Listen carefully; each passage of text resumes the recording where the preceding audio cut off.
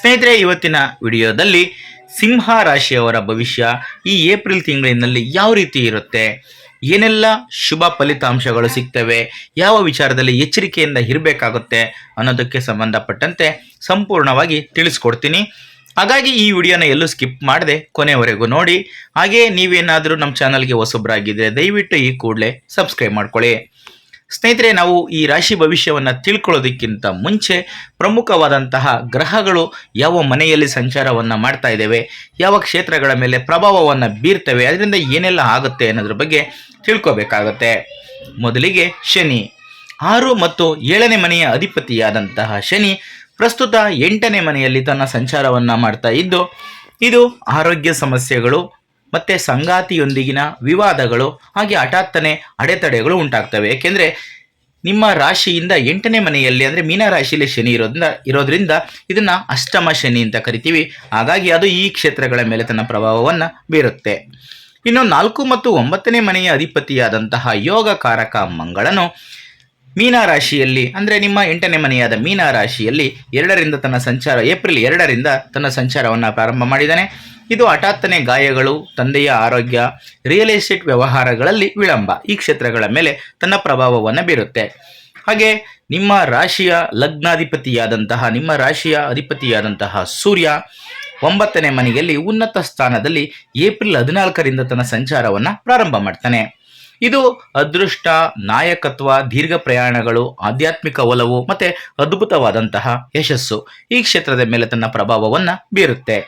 ಇನ್ನು 3 ಮತ್ತು 10ನೇ ಮನೆಯ ಅಧಿಪತಿಯಾದಂತಹ ಶುಕ್ರನು 10ನೇ ಮನೆಯಲ್ಲಿ ಸಂಚಾರವನ್ನು ಮಾಡ್ತಾ ಇದ್ದಾನೆ. ಅಂದರೆ ತನ್ನ ಸ್ವಂತ ರಾಶಿಯಲ್ಲಿ ಸಂಚಾರವನ್ನು ಮಾಡ್ತಾನೆ. ಯಾವಾಗ ಅಂದರೆ ಏಪ್ರಿಲ್ 19ರಿಂದ ತನ್ನ ಸಂಚಾರವನ್ನು ಬದಲಾಯಿಸ್ತಾನೆ. ಇದು ವೃತ್ತಿಯಲ್ಲಿ ಖ್ಯಾತಿ, ಕಲಾವಿದರಿಗೆ ಅವಕಾಶಗಳು, ವ್ಯಾಪಾರದಲ್ಲಿ ಘಾತೀಯ ಬೆಳವಣಿಗೆ, ಅದ್ಭುತವಾದಂತಹ ಬೆಳವಣಿಗೆಯೂ ಕೂಡ ಆಗುತ್ತೆ. ಈ ಕ್ಷೇತ್ರಗಳ ಮೇಲೆ ತನ್ನ ಪ್ರಭಾವವನ್ನು ಬೀರುತ್ತೆ. ಇನ್ನು 5 ಮತ್ತು 8ನೇ ಮನೆಯ ಅಧಿಪತಿಯಾದಂತಹ ಗುರು ಪ್ರಸ್ತುತ ಮೀನ ರಾಶಿಯಲ್ಲಿ ಅಂದರೆ ನಿಮ್ಮ 11ನೇ ಮನೆಯಲ್ಲಿ ಸಂಚಾರವನ್ನು ಮಾಡ್ತಾ ಇದ್ದಾನೆ. ಇದು ಸ್ಥಿರ ಆರ್ಥಿಕ ಲಾಭ, ಹಿರಿಯರಿಂದ ಬೆಂಬಲ ಹಾಗೆ ಮಕ್ಕಳ ಮೂಲಕ ಸಂತೋಷ ಈ ಕ್ಷೇತ್ರಗಳ ಮೇಲೆ ತನ್ನ ಪ್ರಭಾವವನ್ನು ಬೀರುತ್ತೆ. ಈಗ ವೃತ್ತಿಗೆ ಸಂಬಂಧಪಟ್ಟಂತೆ ನೋಡೋಣ. ಏಪ್ರಿಲ್ ತಿಂಗಳ ಮೊದಲಾರ್ಧದಲ್ಲಿ ಕಚೇರಿ ವಾತಾವರಣವು ಸ್ವಲ್ಪ ಅಸ್ತವ್ಯಸ್ತವಾಗಿರುತ್ತೆ. 8ನೇ ಮನೆಯಲ್ಲಿ ದುಷ್ಟ ಗ್ರಹಗಳ ಸಂಚಾರದಿಂದಾಗಿ ಅಂದರೆ ಶನಿ ಮತ್ತು ಮಂಗಳ ನಿಮ್ಮ ಕಠಿಣ ಪರಿಶ್ರಮಕ್ಕೆ ಸರಿಯಾದ ಮನ್ನಣೆ ಸಿಗದೇ ಇರಬಹುದು, ಅಥವಾ ನಿಮ್ಮ ಮೇಲಧಿಕಾರಿಗಳು ಅನಗತ್ಯವಾಗಿ ನಿಮ್ಮ ಕೆಲಸದಲ್ಲಿನ ನ್ಯೂನತೆಗಳನ್ನು ಎತ್ತಿ ತೋರಿಸ್ಬೋದು. ಗುಪ್ತ ಶತ್ರುಗಳು ನಿಮ್ಮ ಮೇಲೆ ಮೇಲುಗೈ ಸಾಧಿಸೋದಕ್ಕೆ ಪ್ರಯತ್ನ ಪಡಬಹುದು. ಈ ಅವಧಿಯಲ್ಲಿ ಯಾವುದೇ ನಿರ್ಣಾಯಕ ವೃತ್ತಿ ಜೀವನದ ನಿರ್ಧಾರಗಳನ್ನು ತೆಗೆದುಕೊಳ್ಳದೇ ಇರುವುದು ಉತ್ತಮ. ನಿಮ್ಮ ಕರ್ಮದ ಮನೆಯ ಅಂದರೆ 10ನೇ ಮನೆಯ ಅಧಿಪತಿಯಾದಂತಹ ಶುಕ್ರ ಏಪ್ರಿಲ್ 19ರಂದು ತನ್ನದೇ ಆದಂತಹ ವೃಷಭ ರಾಶಿಗೆ ಪ್ರವೇಶಿಸಿದ ತಕ್ಷಣ ನಿಮ್ಮ ವೃತ್ತಿಪರ ಜೀವನವು ಭವ್ಯವಾದಂತಹ ತಿರುವನ್ನು ಪಡ್ಕೊಳ್ಳುತ್ತೆ. ಇದು ನಿಮ್ಮ ವೃತ್ತಿ ವಲಯದಲ್ಲಿ ಮಾಳವ್ಯ ಯೋಗಕ್ಕೆ ಹೋಲುವಂತಹ ಪರಿಣಾಮವನ್ನೇ ಉಂಟು ಮಾಡುತ್ತೆ. ನಿಮ್ಮ ಕಾರ್ಯಕ್ಷಮತೆಯನ್ನು ಹೆಚ್ಚು ಪ್ರಶಂಸಿಸಲಾಗುತ್ತೆ. ಇದು ಬಡ್ತಿಯನ್ನು ನಿರೀಕ್ಷೆ ಮಾಡ್ತಾ ಇರೋವಂಥವ್ರಿಗೆ ಸೂಕ್ತವಾದ ಸಮಯ ಆಗಿರುತ್ತೆ. ಏಪ್ರಿಲ್ 14ರಿಂದ ಲಗ್ನದ ಅಧಿಪತಿಯಾದಂತಹ ಸೂರ್ಯ 9ನೇ ಮನೆಯಲ್ಲಿ ಉತ್ತುಂಗ ಸ್ಥಿತಿಯಲ್ಲಿ ಇರೋದರಿಂದ ವಿದೇಶಿ ಅವಕಾಶಗಳು ಅಥವಾ ಅಪೇಕ್ಷಿತ ವರ್ಗಾವಣೆ ನಿಮಗೆ ಸರಾಗವಾಗಿ ಸಿಗುವಂತಹ ಸಾಧ್ಯತೆ ಹೆಚ್ಚಾಗಿದೆ. ಇನ್ನು ವ್ಯಾಪಾರ ಮತ್ತು ಸ್ವಂತ ಉದ್ಯೋಗ ಮಾಡ್ತಾರೋರಿಗೆ ನೋಡೋಣ. ತಿಂಗಳ ಮೊದಲ ಭಾಗದಲ್ಲಿ ವ್ಯಾಪಾರ ಮಾಲೀಕರು ಸ್ವಲ್ಪ ಜಾಗರೂಕತೆಯಿಂದ ಇರಬೇಕು. ರಾಹು ವ್ಯವಹಾರದ ಮನೆಯಾದ 7ನೇ ಮನೆಯಲ್ಲಿ ಮತ್ತು 7ನೇ ಮನೆಯ ಅಧಿಪತಿಯಾದಂತಹ ಶನಿ 8ನೇ ಮನೆಯಲ್ಲಿ ಪಾಪಗ್ರಹವಾದಂತಹ ಮಂಗಳನೊಂದಿಗೆ ಸೇರಿಕೊಂಡಿರುವುದರಿಂದ ವ್ಯಾಪಾರ ಪಾಲುದಾರರಿಗೆ ಆಳವಾದಂತಹ ಭಿನ್ನಾಭಿಪ್ರಾಯಗಳು ಅಥವಾ ವಂಚನೆಗೆ ಬಲಿಯಾಗುವ ಅಪಾಯ ಇದೆ. ಯಾವುದೇ ರೀತಿಯ ದಾಖಲೆಗಳಿದ್ರೂ ಕೂಡ ಎಚ್ಚರಿಕೆಯಿಂದ ಅದನ್ನು ನೀವು ಪರಿಶೀಲನೆ ಮಾಡಬೇಕಾಗುತ್ತೆ. ಏಪ್ರಿಲ್ 19ರ ನಂತರ ನಿಮ್ಮ 10ನೇ ಮನೆಯ ಅಧಿಪತಿಯಾದಂತಹ ಶುಕ್ರನು ತನ್ನದೇ ರಾಶಿಯಲ್ಲಿ ಸಾಗೋದ್ರಿಂದ ನಿಮ್ಮ ವ್ಯವಹಾರಕ್ಕೆ ಭಾರಿ ವೇಗ ದೊರೆಯುತ್ತೆ. ವಿಶೇಷವಾಗಿ ಫ್ಯಾಷನ್ನು, ಮಾಧ್ಯಮ, ಸೌಂದರ್ಯ ಅಥವಾ ಆಟೋಮೊಬೈಲ್ ಕ್ಷೇತ್ರಗಳಲ್ಲಿ ವ್ಯವಹಾರವನ್ನು ಮಾಡ್ತಾರೋರಿಗೆ ಈ ಅವಧಿ ಲಾಭದ ಸಮೃದ್ಧಿಯ ಸುಗ್ಗಿಯನ್ನೇ ತಂದುಕೊಡುತ್ತೆ. ನಿಮ್ಮ ಗ್ರಾಹಕರ ನೆಲೆ ವಿಸ್ತರಿಸುತ್ತೆ ಮತ್ತು ನಿಮ್ಮ ಬ್ರ್ಯಾಂಡ್ ಮೌಲ್ಯ ಗಗನಕ್ಕೇರುತ್ತೆ. ಈ ಹಂತದಲ್ಲಿ ನೀವು ಹೊಸ ಯೋಜನೆಗಳು ಮತ್ತು ತಂತ್ರಗಳನ್ನು ವಿಶ್ವಾಸದಿಂದ ಕಾರ್ಯಗತಗೊಳಿಸ್ಬೋದು.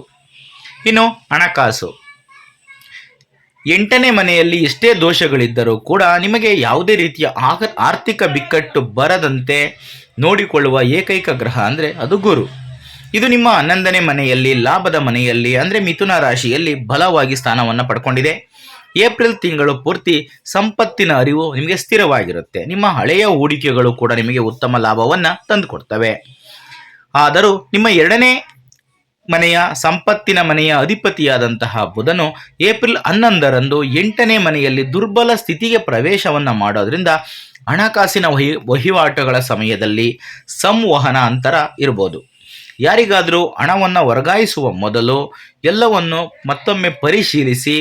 ಅಂದರೆ ಏಪ್ರಿಲ್ 14ರ ನಂತರ ನಿಮ್ಮ ಲಗ್ನಾಧಿಪತಿಯ ಉಚ್ಚಾರಣೆಯು ಬಾಕಿ ಇರುವ ಸರ್ಕಾರಿ ನಿಧಿಗಳು ಅಥವಾ ಟೆಂಡರ್ಗಳಿಂದ ಬರುವಂತಹ ಲಾಭಗಳು ನಿಮ್ಮ ಕೈಗೆ ಸುರಕ್ಷಿತವಾಗಿ ತಲುಪುವುದನ್ನು ಖಚಿತಪಡಿಸುತ್ತೆ. ಇನ್ನು ಆರೋಗ್ಯ. ತಿಂಗಳ ಮೊದಲ 2 ವಾರಗಳು ನಿಮ್ಮ ಆರೋಗ್ಯದ ಬಗ್ಗೆ ನೀವು ಹೆಚ್ಚಿನ ಜಾಗರೂಕತೆಯಿಂದ ಇರಬೇಕಾಗುತ್ತೆ. 8ನೇ ಮನೆಯಲ್ಲಿ ಮಂಗಳ ಮತ್ತು ಶನಿಯ ಸಂಯೋಗವು ಅಪಘಾತಗಳು, ಶಸ್ತ್ರಚಿಕಿತ್ಸೆಗಳು ಅಥವಾ ತೀವ್ರ ಬೆನ್ನು ನೋವಿನ ಸಾಧ್ಯತೆಯನ್ನು ಸೂಚಿಸುತ್ತೆ. ಅನಗತ್ಯ ಪ್ರಯಾಣಗಳನ್ನು ಮುಂದೂಡುವುದು ತುಂಬ ಒಳ್ಳೆಯದು. ನಿಮ್ಮ ಲಗ್ನದಲ್ಲಿ ಕೇತು ಸ್ಥಾನಗೊಂಡಿರುವುದರಿಂದ ಅತಿಯಾದ ಮಾನಸಿಕ ಆತಂಕ ಮತ್ತು ಗೊಂದಲ ಉಂಟಾಗಬಹುದು. ಏಪ್ರಿಲ್ 14ರಂದು ನಿಮ್ಮ ಲಗ್ನದ ಅಧಿಪತಿಯಾದಂತಹ ಸೂರ್ಯ ಮತ್ತೆ ಅಗಾಧ ಶಕ್ತಿಯನ್ನು ಪಡೆಯುತ್ತಿದ್ದಂತೆ ನಿಮ್ಮ ರೋಗ ನಿರೋಧಕ ಶಕ್ತಿ ಅದ್ಭುತವಾಗಿ ಹೆಚ್ಚಾಗುತ್ತೆ. ಈ ಹಿಂದೆ ನಿಮ್ಮನ್ನು ತೊಂದರೆಗೊಳಿಸಿದಂತಹ ಕಾಯಿಲೆಗಳು ನಿಮ್ಮಿಂದ ದೂರವಾಗ್ತವೆ.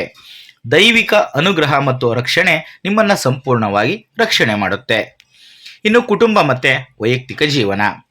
7ನೇ ಮನೆಯಲ್ಲಿ ಅಂದರೆ 7ನೇ ಮನೆಯಾದಂತಹ ಕುಂಭ ರಾಶಿಯಲ್ಲಿ ರಾಹು ಸಂಚಾರವು ನಿಮ್ಮ 7ನೇ ಅಧಿಪತಿಯು 8ನೇ ಮನೆಯಲ್ಲಿ ದುಷ್ಟ ಗ್ರಹಗಳೊಂದಿಗೆ ಇರುವುದರಿಂದ ನಿಮ್ಮ ವೈವಾಹಿಕ ಜೀವನದಲ್ಲಿ ತೀವ್ರ ಅವ್ಯವಸ್ಥೆ ಉಂಟಾಗುತ್ತೆ. ನಿಮ್ಮ ಜೀವನ ಸಂಗಾತಿ ನಿಮ್ಮನ್ನು ಅರ್ಥ ಮಾಡ್ಕೋತಾ ಇಲ್ಲ ಎನ್ನುವಂತಹ ಭಾವನೆ ನಿಮಗೆ ಬರಬಹುದು.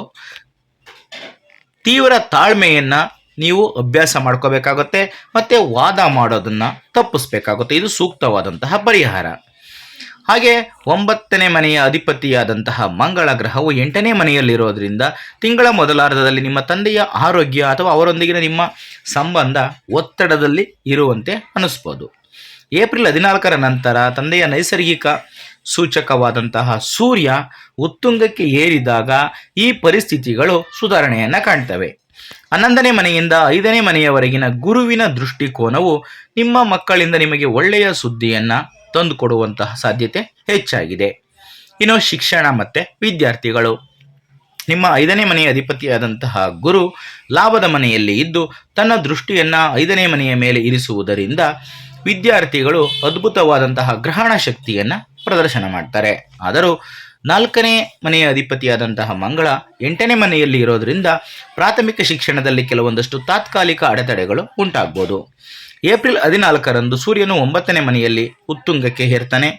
ಆ ಸಮಯದಲ್ಲಿ ಉನ್ನತ ಶಿಕ್ಷಣವನ್ನು ಪಡೆಯೋರಿಗೆ, ವಿಶೇಷವಾಗಿ ತಮ್ಮ ಅಧ್ಯಯನಕ್ಕಾಗಿ ವಿದೇಶಿ ಪ್ರಯಾಣ ಮಾಡೋದಕ್ಕೆ ಬಯಸುವಂತಹ ವಿದ್ಯಾರ್ಥಿಗಳಿಗೆ ಅದ್ಭುತವಾದಂತಹ ಯಶಸ್ಸನ್ನು ತಂದುಕೊಡ್ತಾನೆ. ಸ್ನೇಹಿತರೆ, ಈಗ ಕೆಲವೊಂದಷ್ಟು ಜ್ಯೋತಿಷ್ಯ ಪರಿಹಾರಗಳನ್ನು ತಿಳಿಸ್ಕೊಡ್ತೀನಿ. 8ನೇ ಮನೆಯಲ್ಲಿನ ಅಪಾಯಕಾರಿ ಮಂಗಳ ಮತ್ತು ಶನಿಯ ದೋಷವನ್ನು ನಿವಾರಿಸಲು ಮತ್ತು ಉದಾತ್ತ ಸೂರ್ಯನ ರಾಜ ಅನುಗ್ರಹವನ್ನು ಆಕರ್ಷಿಸಲು ಈ ಪರಿಹಾರಗಳನ್ನು ನೀವು ಅಭ್ಯಾಸ ಮಾಡಬಹುದು. 8ನೇ ಮನೆಯಲ್ಲಿ ಮಂಗಳ ಮತ್ತು ಶನಿಯಿಂದ ಉಂಟಾಗುವಂತಹ ಅಪಘಾತಗಳು ಮತ್ತು ಹಠಾತ್ತನೆ ಬರುವ ಅಪಾಯಗಳನ್ನು ತಡೆಗಟ್ಟಲು ಪ್ರತಿ ಮಂಗಳವಾರ ಮತ್ತು ಶನಿವಾರ ಹನುಮಾನ್ ಚಾಲಿಸವನ್ನು ಪಠಿಸಿ ಅಥವಾ ಸುಂದರ ಕಾಂಡವನ್ನಾದರೂ ಓದಿ. ಇನ್ನು ನಿಮ್ಮ ಲಗ್ನಾಧಿಪತಿಯಾದಂತಹ ಸೂರ್ಯನ ಶಕ್ತಿಯನ್ನು ದ್ವಿಗುಣಗೊಳಿಸಲು ಏಪ್ರಿಲ್ 14ರಿಂದ ಪ್ರತಿದಿನ ಬೆಳಿಗ್ಗೆ ಆದಿತ್ಯ ಹೃದಯಂ ಸ್ತೋತ್ರವನ್ನು ಪಠಿಸುತ್ತಾ ಸೂರ್ಯ ನಮಸ್ಕಾರವನ್ನು ಮಾಡೋದಕ್ಕೆ ಪ್ರಾರಂಭ ಮಾಡಿ. ಈ ಅಭ್ಯಾಸ ನಿಮ್ಮ ಜೀವನವನ್ನು ಪರಿವರ್ತನೆಗೊಳಿಸುತ್ತೆ. ಇನ್ನು ಕುಜ ದೋಷ ಅಂದರೆ ಮಂಗಳ ದೋಷವನ್ನು ಶಮನಗೊಳಿಸಲು ಪ್ರತಿ ಮಂಗಳವಾರದಂದು ಸುಬ್ರಹ್ಮಣ್ಯ ದೇವಸ್ಥಾನಕ್ಕೆ ಭೇಟಿಯನ್ನು ನೀಡಿ ಕೆಂಪು ಹೂವುಗಳಿಂದ ಸುಬ್ರಹ್ಮಣ್ಯ ದೇವರಿಗೆ ಪೂಜೆಯನ್ನು ಸಲ್ಲಿಸಿ. ಖಂಡಿತ ಒಳ್ಳೆಯದಾಗುತ್ತೆ. ಸ್ನೇಹಿತರೆ, ಇದಿಷ್ಟು ಇವತ್ತಿನ ವಿಡಿಯೋದಲ್ಲಿನ ಮಾಹಿತಿ. ಈ ಮಾಹಿತಿ ನಿಮ್ಗೆ ಇಷ್ಟ ಆದಲ್ಲಿ ಈ ವಿಡಿಯೋಗೆ ಒಂದು ಲೈಕ್ ಕೊಡಿ, ಹಾಗೆ ಈ ವಿಡಿಯೋನ ಶೇರ್ ಮಾಡೋದನ್ನು ಮರಿಬೇಡಿ. ಇಂಥದ್ದೇ ಮತ್ತಷ್ಟು ಮಾಹಿತಿಗಳಿಗಾಗಿ ನಮ್ಮ ಚಾನಲನ್ನು ಸಬ್ಸ್ಕ್ರೈಬ್ ಮಾಡಿಕೊಂಡು ಪ್ರತಿನಿತ್ಯ ನೋಡ್ತಾ ಇರಿ. ಮುಂದಿನ ವಿಡಿಯೋದಲ್ಲಿ ಮತ್ತೆ ಸಿಗ್ತೀನಿ. ಎಲ್ರಿಗೂ ಕೂಡ ಒಳ್ಳೆಯದಾಗಲಿ. ಧನ್ಯವಾದಗಳು.